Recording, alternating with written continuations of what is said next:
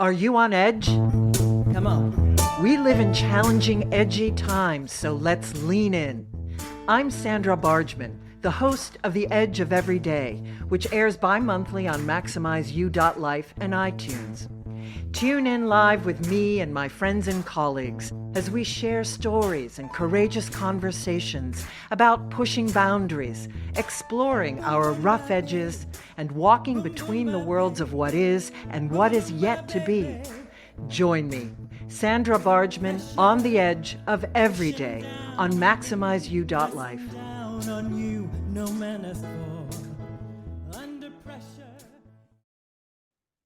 Hello, everyone.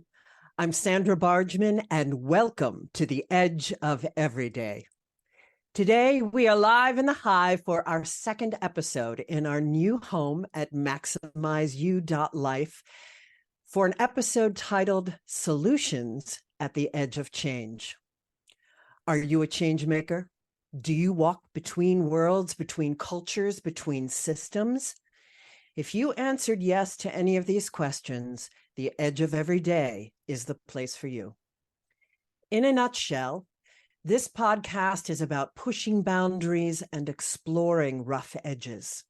Through conversations and shared stories with friends and colleagues, it's my hope that we can begin to understand our edges. And what I mean by edges is those places where we are fearful. Those places where we are resistant to change, those places where paradox and contradicting identities live in our beliefs and our understandings, both individually and collectively.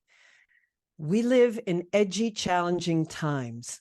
We cannot keep looking away from the ugly, and silence is no longer an option. Life isn't black or white, it's both, and I want to talk about that. I want to face the tension of paradox, and I want to engage in the hard conversations. I want to explore the rough edges between our light-filled brilliance and our dark, shadowy corners, because the more we recognize our own edges and get real about them, the more we can help others to do the same, and that, I fully believe, can help to change the world. So thanks again for tuning in. And without further ado, it is time to introduce our guest today. Eleanor LeCain shows the way to a new America and a new world. An inspirational speaker, author, and advisor to policymakers, she communicates a compelling vision of a better future and practical pathways to create it. Her first book, Breakthrough Solutions: How to Improve Your Life and Change the World by Building on What Works, has a foreword by the Dalai Lama. This compelling book profiles 9 game-changing social innovations that dramatically improve people's lives and strengthen families and communities. Eleanor advises candidates and policymakers on issues and strategy. Eleanor helped elect Elizabeth Warren to the U.S. Senate, and many other candidates win races for school committee, city council, state legislature, and statewide offices. Eleanor served in Massachusetts state government as Assistant Secretary of State. She was Executive Director of Blueprint 2000, leading strategic planning for the state government. Earlier this month, she led the inaugural 2023 Solutions Summit on Capitol Hill. Eleanor now hosts a weekly radio show and podcast, all together now on PRN Radio. She graduated from Yale College and Boalt Law School. She lives in Washington, D.C. and Massachusetts with her husband, daughter, and kitty. Welcome, Eleanor. Thank you, Sandra. It's a real pleasure to be with you. Oh, it is such an incredible pleasure to have you. It's an honor.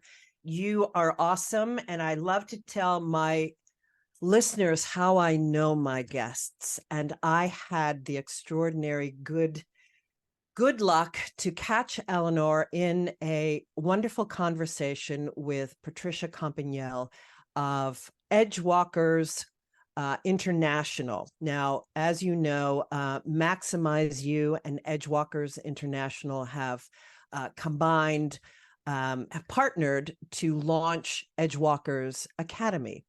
And every month, Edgewalkers International hosts a salon, if you will, a cafe that we bring in. And some of you may know that I've also facilitated those in the past, but Patricia did this particular one because, as I understand, Patricia and you, Eleanor, go back.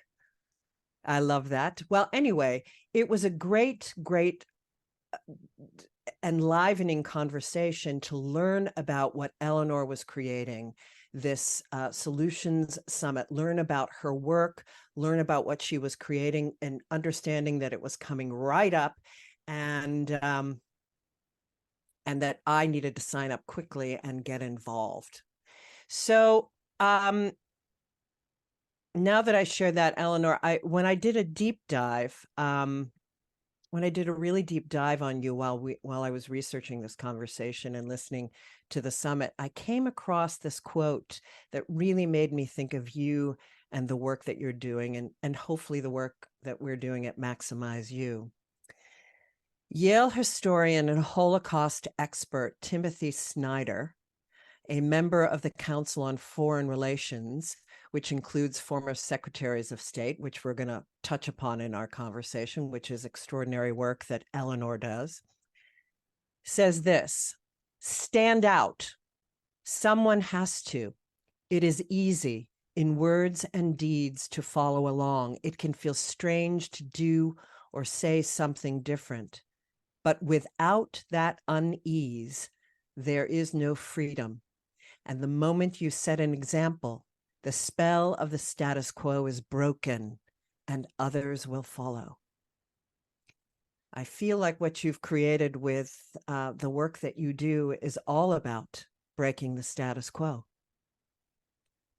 That is a beautiful quote, Sandra. I really appreciate you sharing it. And Professor Timothy Snyder is one of my favorite people. He's a great historian and a great American and a great human. But yes, that right now we're living at a time where there's a lot of fear, doubt, and uncertainty. And there's a lot of confusion about what's going on and what's happening. A lot of what we've known and taken for granted seems to be falling apart or not working anymore. We got all these wars and pandemic, and so people are feeling very much anxious and on edge, and a lot of suffering. So I think in the midst of that, it is important to honor that and understand and appreciate all of that is real. Truly. And at the same time, that I believe we're in a passageway between two worlds. We're moving from an older world, which really, uh, we can't go on the current path we are. It's not sustainable. Right. It's collapsing, a lot of it. Yeah. And while that's difficult and challenging, it's creating an opening for what is new to emerge. And that's the piece that I like to focus on. If you want to see what's wrong, go ahead and watch the news and read the paper, which I do every day.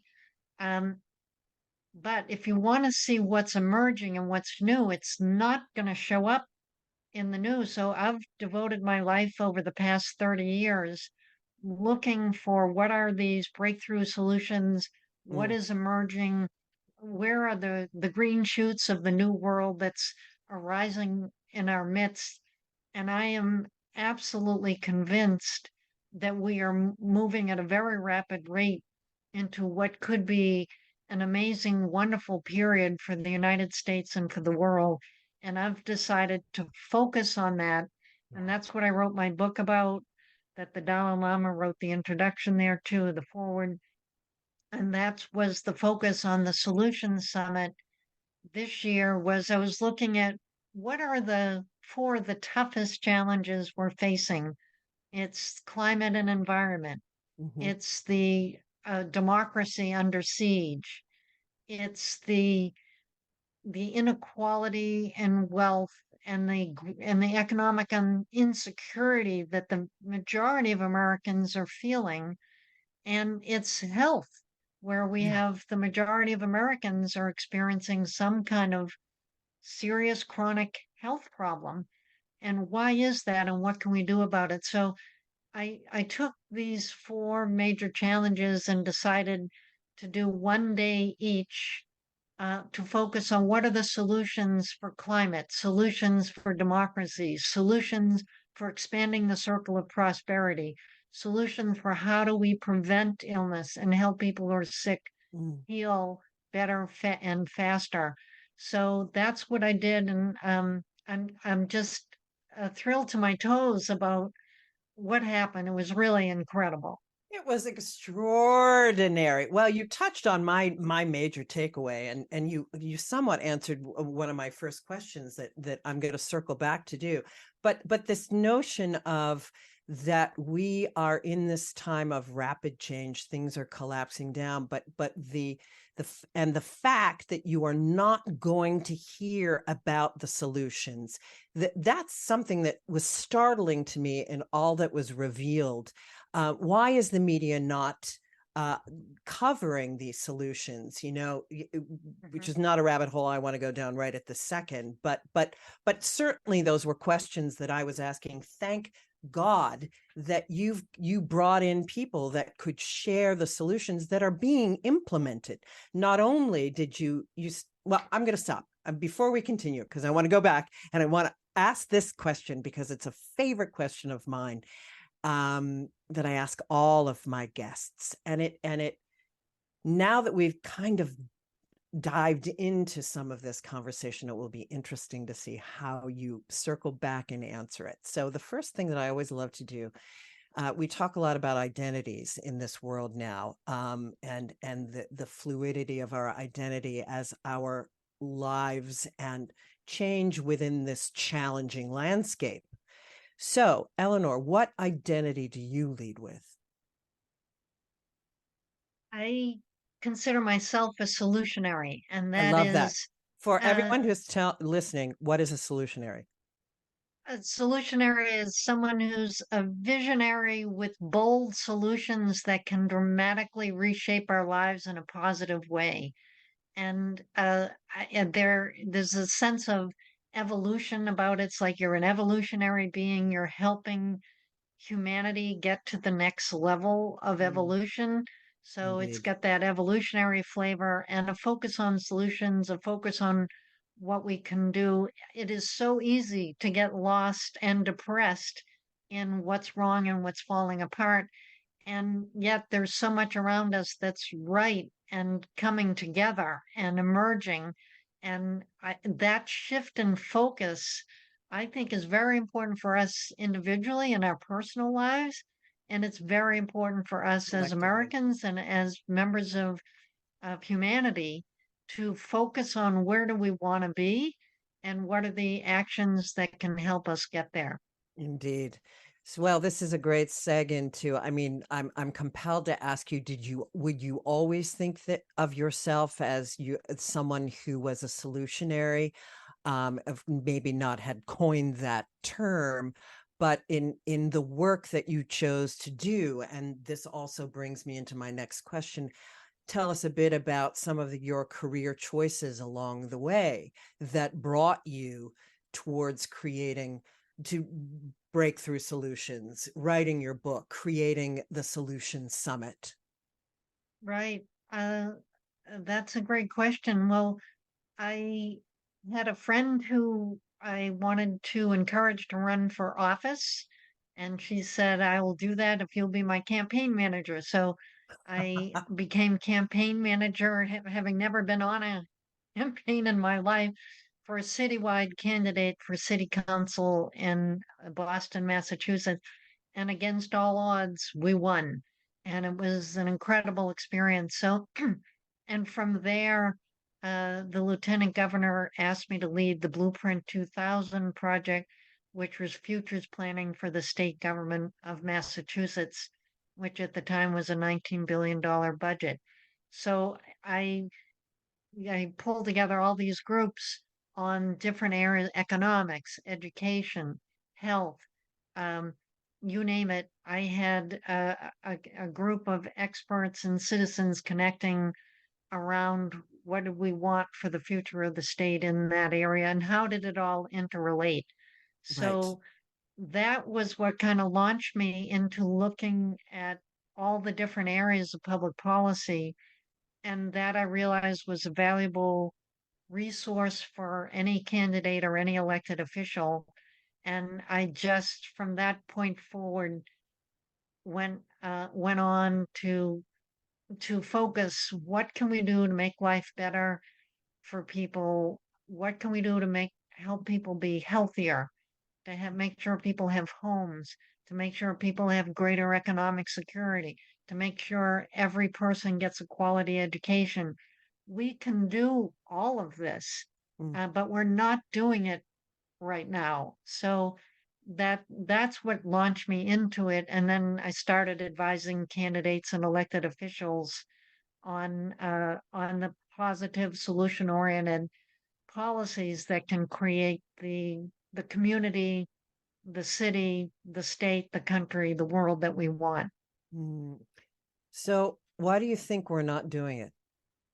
I mean, this is something for those, before you answer that, for those to let you know, those 4 days, you can access the replay of the 2.5 hour each summit for each of the 4 crises that that Eleanor wanted to address, which, by the way, as you said, are all connected, are all feed and are interconnected with each other.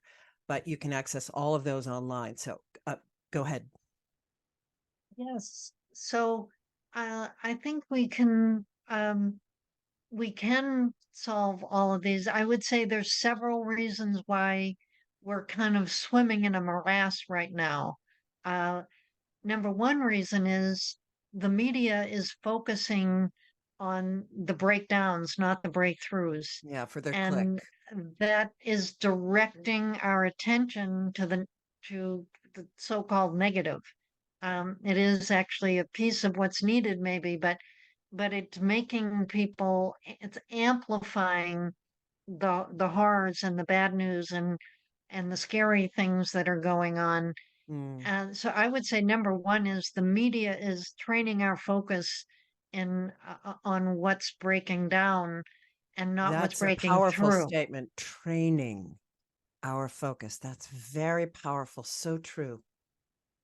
Right. Please continue. And and then I would say a second reason is that in my experience, I have found hundreds, if not thousands, of solutionaries, the people who are working towards promising solutions or proven solutions.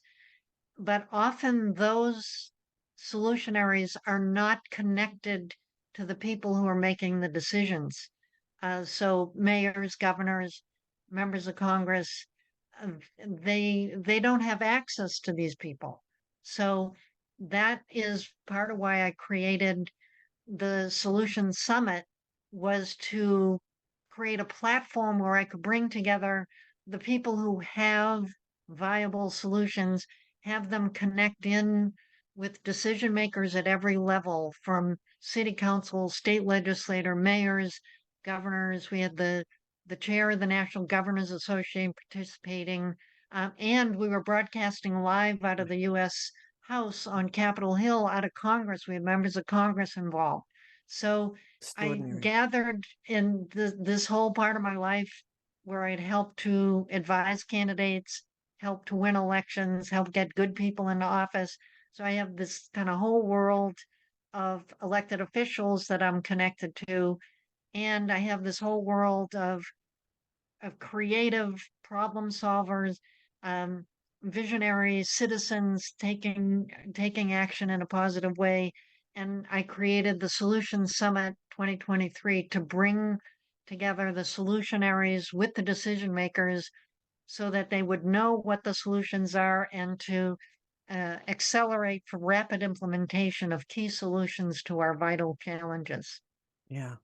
So let's review what the four crises that you chose again for our listeners. You chose climate solutions, economic security solutions, health solutions, and democracy solutions. And again, I was overwhelmed by the connection and how one crisis, the tendrils of one crisis are the tendrils of others, and how they're so interwoven. So as I said, as we said quickly before we started our conversation online, Eleanor asked me which ones I was able to attend, and I had signed up for the climate crisis because some of my listeners know that I'm climate work and moving people into action is something that I do through my art. And the other one that I was able to attend, I was driving down to North Carolina and listening to the democracy one, which was amazing. And yeah, I was down for a shamanic conference. But and I went back and I re-listened to them. And again, I to tell the listeners, you can find these 4 summits online for the replay. You can go to you tell Eleanor how this is Well, breaking, and this is a wonderful point for everyone about diving in. Don't wait for things to be perfect. Take action now. right, exactly. Me putting on the summit is proof of the wisdom of your words. If I had waited for perfection, this never would have happened. But I just dove in and said, I'll just make it the best I can. And it turned out to be fabulous. So, yes, if you're interested in tuning in to the recordings, we did record each of the 4 summits on each of those 4 crises solutions areas. If you go to our website, solutionssummit2023.com, and scroll down a little bit, there's a place you can put your email address in, and we will send you the link to the recordings. And I will say it's all free. And it was one of the things you said, well, how did I get to the summit and why now kind of thing. It was really, I've had this idea of convening the solutionaries for over 20 years. And Oh then it was, but my. I actually, it was one of those things, you get an inspiration and it keeps returning back to you. And every time I thought about it, I sunk under the weight of doing it. I went, oh my God, all the hotels and all the airfares and getting all the schedules in sync and all the raising of all that money. And I was like, I just can't even begin to think of doing that. But last spring, I got COVID, and I thought 1 million Americans have already died from COVID. Ah. And if I'm the next one, what have I left undone? Oh. And there were a couple of things that I thought of, and one of them was that uh, I have not yet convened the solutionaries because I think it was such a blast of hope and inspiration at a time of darkness and fear that it's really the time to do it. And as I was lying there with COVID, it just started streaming in. I can do this online. I can do it on Mm. Zoom. I can do it for very little money, basically my time in the Zoom webinar, and I can make this happen. And that was when I committed to doing it, and that's what set it in motion to carry it off earlier this month in November 2023. Yeah, fantastic. So this is a way for you by both collecting email addresses, building the solutionary community, beautiful, and growing that community. Sal, we just saw Sal on here, our fearless leader at Maximize You. He's coming back in. Sal, if you want to share where it's going to, what you're planning to do with these as well. Yeah, absolutely. Firstly, Eleanor, thank you for showing everybody how critical those 4 areas are. And we'd love to have it also available on maximizeu.life. so that we can further magnify the reach and spread and awareness of such critical work that you're doing. So it will also be on maximizeyou.life, and people can check it out there as well. So thank you for all the great work you're doing, and we'd love to help out as well. Wonderful, Thanks, well, Sal. Sal. I'm excited to hear that. And, this is how I've earned my living for many years is to advise candidates or elected officials, and they would pay me for solution-oriented policies. Um, and part of what I thought of last year when I had the COVID was that if I keep on my current path, I could help maybe a handful of candidates in 2024, and that's so not enough. That the country is at a critical moment and we need all hands on deck. So I decided instead of selling my expertise um, uh, and getting my 6 figures a year or whatever it was, that now was the time to make it available free to Mm. every candidate at every level of local, state, and federal office, everyone who's in office now, and every citizen, to make it available free to the entire country so that everybody can see we can solve all these problems, and here are practical pathways that can help us move through the current crises. And it's like a birth canal. It's like dark, scary, bloody, and messy. But we're getting through the birth canal right now, and I think we're going to come out the other side. And we want to keep focused on the light at the end of the tunnel. This is what we're moving to create. So I have made the Solution Summit free and available to everyone in the country, and in fact around the world. So, and Fantastic. there have been people from other countries expressing interest in doing a similar summit for their own country, and I'm happy to help them do it as well. But yes, I encourage you to tune in, go to the Solutions Summit 2023.com website, plug in your email and address, and we will send you the link to the free recordings. So it's absolutely wonderful. And thank you again, Sal. You brought up COVID. It's fascinating that this was where you felt you had to leap forward. And I feel as though COVID was the call. COVID was the call that for so many people who were listening deeply to step forward in a bigger way and to get our voices, amplify the information that needed to happen and that needed to be out in the world. And that COVID reminded us of our interconnectedness in a much more profound way, which of course is what the summit is all about. And you talk about chaos. This was the biggest takeaway I had from what I watched was the hope that you talked about, and we've touched on the media and why is it that we aren't hearing about it, but the ability to hold the tension of the paradox of how things are collapsing, but that it is within chaos that the new is birthed.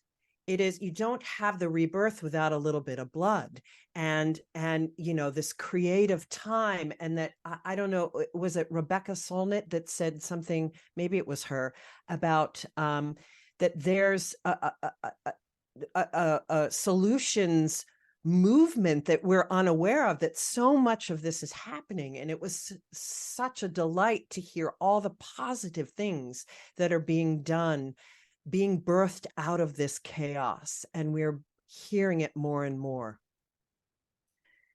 So what were your takeaways?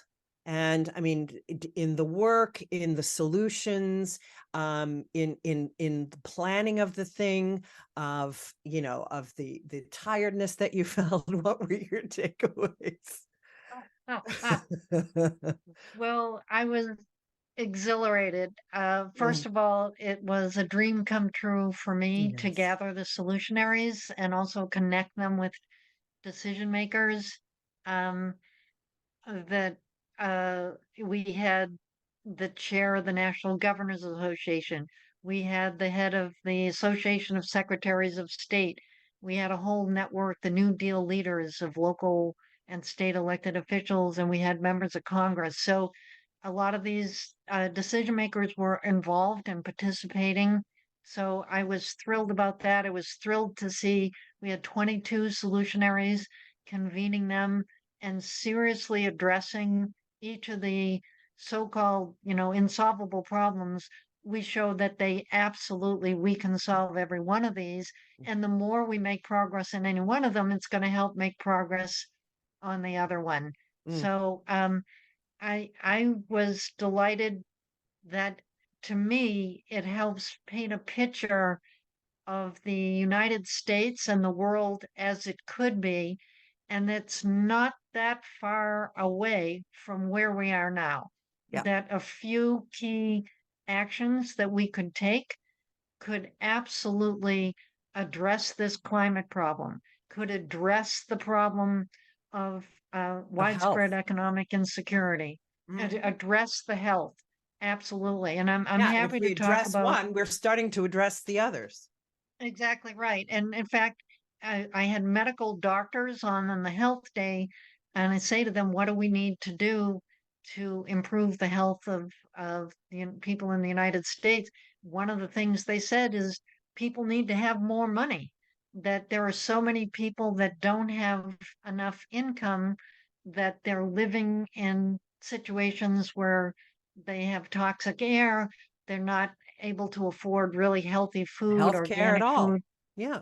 Right, exactly. That actually all these social determinants and economic situation has far more impact on their health than what kind of medical care they do or don't Yeah. receive. So it's all these things. If we can make progress on the economic prosperity circle widening, we can help health would be improved. And so across all these different areas are so positive. Just like there's a vicious circle going down, there is a virtuous spiral going up. And Ooh, the more we can make advance anywhere will help with an advance everywhere. yeah. I love this. So another something that I'm switching over to the democracy one, because this is really, really enormous, and talk about mental health in terms of the healthcare, the mental health of Americans today, worrying about the state of democracy, not just in America, but around the world. But the two main things that you talked about that needed to happen for our democracy in our country right now, and the number one thing blew me away. Well, it didn't blow me away that you said it, but with a bit of research on the numbers, the number one thing is to vote. And I've been saying that and saying, no idea how bad the numbers were for voting. That here's some numbers, people, from Pew Research Center. 62.8% of people of voting age, 62.8 was the amount of people that voted in the 2020 presidential election. Only 62.8%. And we felt as though we had this big blue wave, but still that number was that low. And then in 2018, we felt as though we had this big wave of lots of people moving into voting. And here's the total number of people who voted in the midterms, 51.8%. We're 31 on the list of 48 free countries in voting. That's startling, absolutely startling.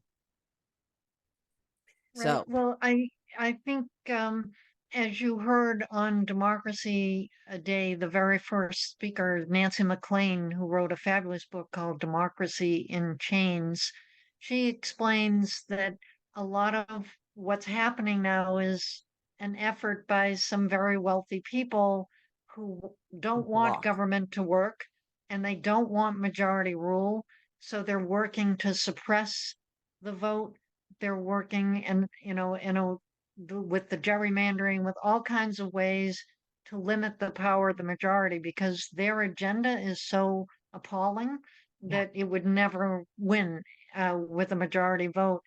So there is a massive effort to suppress the vote, to knock people Indeed. off the voter rolls, to make it hard to register.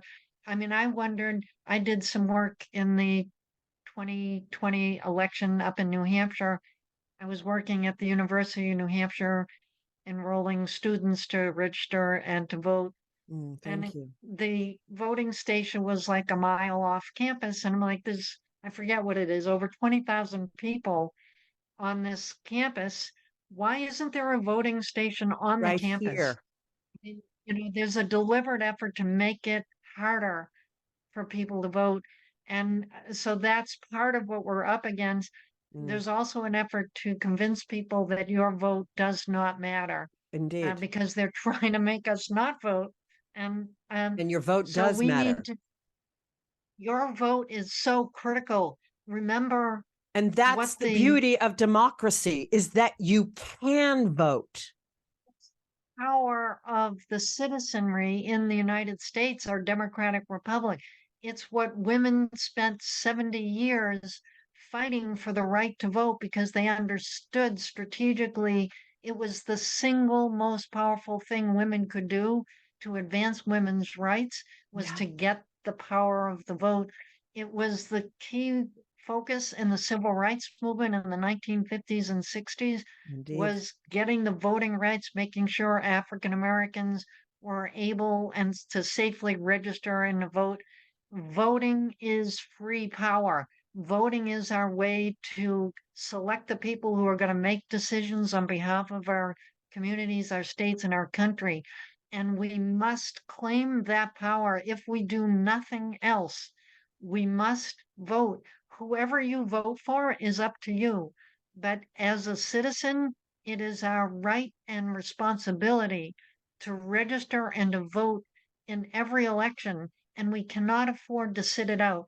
The fact that, as you laid out the numbers, so many Americans who could register and could vote are sitting it out paves the way for people who are autocrats and tyrants to bully their way in. They're the ones that are their saying way your in. vote doesn't matter. They're the ones that are saying that. Right. That your vote doesn't really matter.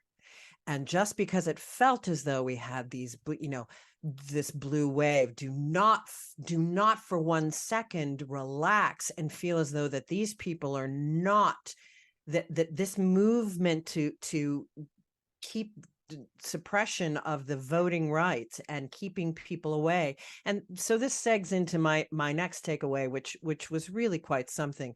You spent a lot of time in talking about this, about the support of the Secretary of States, and getting into, people, again, it's not just about voting for the president. In fact, your local elections are the most important, and your midterms are most important. And getting the secretary, you take it away, Eleanor. Take it away with Secretary of State, because Eleanor has done incredible work in this category as well. Thank you. Yes. Well, I was Assistant Secretary of State in Massachusetts, so I understood in most states, the Secretary of State is the one who is responsible for the voting system in that state. So they make sure there are voting machines, that they oversee the registration of voters, they oversee the counting of the vote, all of that whole election system. And what happened in 2022 is that there was a group of election deniers, that is, people who refused to acknowledge that Joe Biden had rightfully won the presidency in 2020. So these election deniers were running to take over the state voting systems in all the swing states. And if they had gotten elected, then they were saying, once I'm elected, only Republicans will win. We'll make sure Donald Trump wins next time. They were saying these kinds of things. They were not interested in impartial oversight of the voting system, they were interested in making sure that only Republicans won. And yes, we had a little technical bleep, so we're not real sure where we left off. Do you remember where you were? Shall we just dive right in, Eleanor, with our last question, because we're coming. You're nodding. We were talking about the importance of people voting. So I just want to Oh, yes, of encourage course. everyone, really, even if you think you're registered, double check to make sure you're registered, because a lot of people have been knocked off.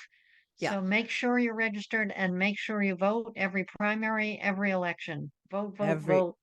And encourage the people in your life. Remind them of what a gift of democracy it is to be able to vote. And we are there. Democracy is not a spectator sport. We are there. Democracy is on the ballot this year, people. This is not the year that where you sit out and you go, yeah, I'm not feeling it. This is not the year. Okay.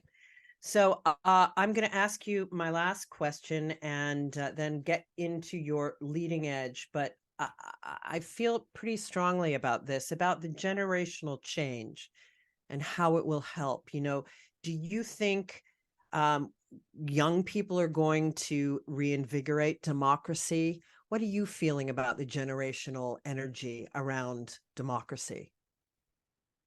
I think young people are going to reinvigorate everything. I completely agree. Yeah, they're totally going to be out there for democracy and voting. They're going to be out there to address this climate situation. You know, they're the ones that are going to have to deal with the worst of the impact. So, you know, you get Greta Thunberg is, of course, the most well-known, but there are Greta Thunbergs all across the United States, young people very committed to stopping the greenhouse gas emissions, stopping the fossil fuel burning, and moving rapidly to 100% clean, green, renewable energy. So, and by the way, one of the people at the summit, as you saw, has actually made plans for every state and for most countries around the world how they can practically move to 100% clean, green energy. That's Mark Jacobson, Stanford professor, has laid that all out, and he's helping to guide anybody willing to listen of how we can move rapidly to 100% clean, green, renewable energy. Yeah. Well, and another demographic that I feel pretty excited about is older women. Really truly stepping forward, finding their voice. You know, they're empty nesters. They have some money. They have the time now. They've got the resources. They've got the Rolodex. There's a nice old-fashioned word, the Rolodex, the contacts, and they're diving in. You know, they feel as though the rights of their daughters are being attacked, and everything that they fought for when they were young. And now it's a resurgence of that, and women getting into politics. It's just so exciting. So I think it's intergenerational that's going to turn this around. And that's very exciting.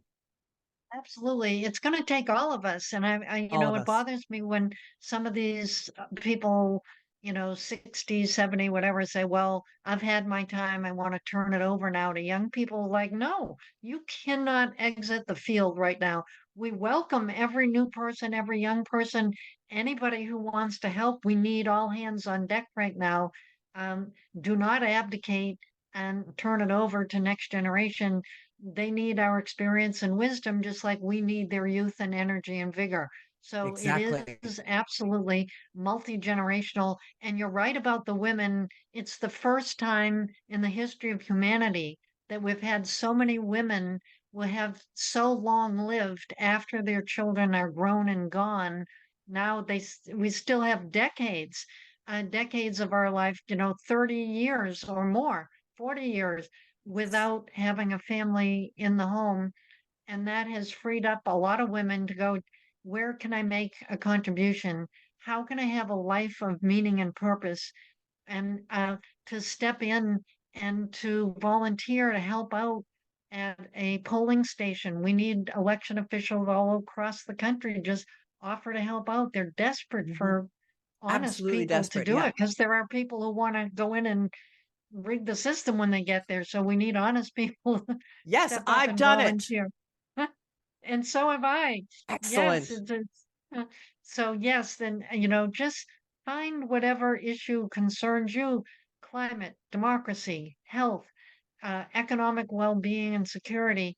Whatever issue you have, tune into the Solution Summit. You will find leaders who are showing the way. This is what we can do, are doing. If we do it more rapidly, we can absolutely turn this around.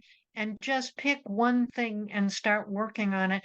Find a group to work with and get going, because we need Mm, you on the indeed. field to save democracy, to restore our climate, to expand the circle of prosperity, and to help restore health and well-being as the majority experience of being an American. And I'm here to support you. I'm eager for you to check out the Solution Summit 2023.com so you can watch those recordings and be inspired, be hopeful, be guided to what can be done. And I am writing a report from it, which I hope to be a guide to issues for citizens and for elected officials and candidates in the coming elections. So distill it all Excellent. down so to make it easy to grasp. This is excellent. This is your leading edge. What's coming up next for you is getting this information out in other forms where it can really, the tendrils can get out as well. Fantastic. Now, also eleanorlecain.com, folks, if you want to go and purchase her book, you can go. There's also interviews there, other interviews in addition to the Solution Summit that are fantastic. And I urge you to hit her website as well and get her book. I think we've covered all the ways people can find you. You are everywhere, and we are so grateful that you are everywhere. And we are so grateful that the work that you're doing in the world is so important. Thank you, Sandra. I appreciate it, and I appreciate what you're doing, bringing voices of hope and passion and sensibility and common sense to help guide people through a dark time. And this is what we need: is beacons of light everywhere to help shine the path to a better world. Well, folks, Eleanor, I thank you so much for coming on here and sharing your wisdom and your expertise and your incredibly wonderful energy and brilliance. Thank you all who are listening. You can find out more about me from my website, sandrabargman.com. You can check out my original 56 original conversations on my YouTube channel, Sandra Bargman on the Edge of Every Day. I'm thrilled to now be on maximizeyou.life. We are dropping our upcoming episodes twice a month, bi-monthly. We're landing on the 15th and the 30th. So you can catch it all on maximizeyou.life or at iTunes. It'll be streaming on iTunes. So thank you again, Eleanor. You have any last words for our listeners before we sign off? We can do this, America. We can do this, humanity. We can solve every one of our problems, and it's going to be a great world on the other side, and we can have fun doing it. So I look forward to the journey with you. Beautiful. Thanks, everyone, for listening. Remember, you are always at the edge of the miraculous. Till we speak again. See you next time.